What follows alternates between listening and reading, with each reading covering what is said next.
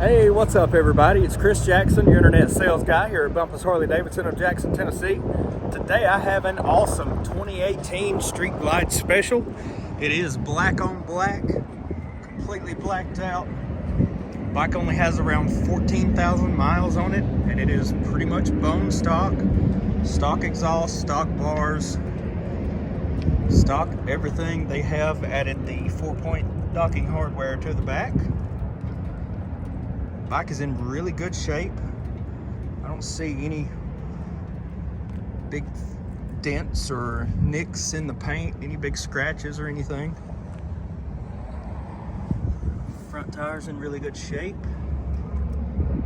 Yeah, really good looking bike.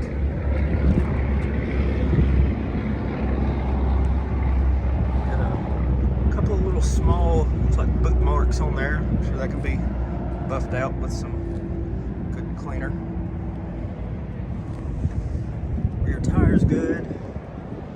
Yeah, I mean, it's just a really clean 2018 Street Glide Special. Ready to go, ready for somebody to get it and customize it, fix it up and make it their own. 14,500 miles.